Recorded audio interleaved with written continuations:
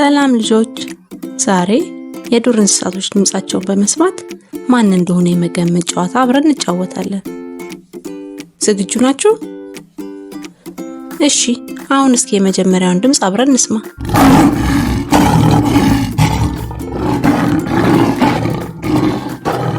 የማን ድምጽ እንደሆነ ገመታችሁ እንዴ? አዎ፣ የአንበሳ ድምጽ ነው። አንበሶች የጫካ ንጉሶች ናቸው። በጣም ቆንጆ። የሚቀጥለውን ድምጽ ደግሞ እስኪ አሁን እንስማ።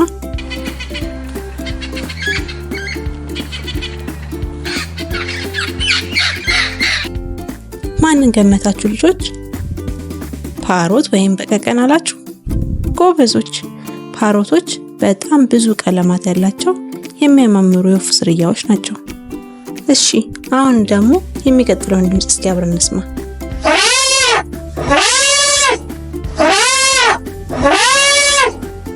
የማን ድምጽ እንደሆነ ገመታችሁ እንዴ?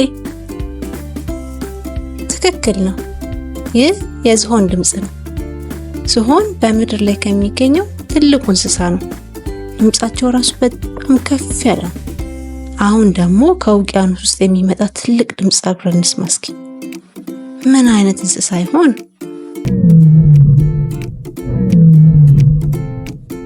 የማን ድምጽ እንደሆነ ገመታችሁ እንዴ? ይህ የአሳ ነባሪ ድምጽ ነው።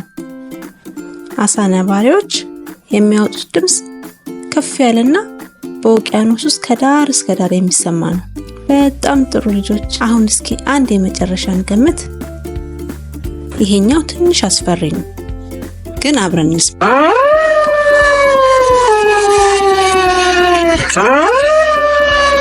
የማን ድምጽ እንደሆነ ገመታችሁ እንዴ? ተኩላ አላችሁ ልጆች? በጣም ትክክል። ተኩላዎች ከቡድናቸው ጋር ለመግባባት የተለያዩ ጩኸቶችን ያሰማሉ። ዋው ልጆች፣ ዛሬ በጣም ቆንጆ ጨዋታ ነው አብረን የተጫወትነው።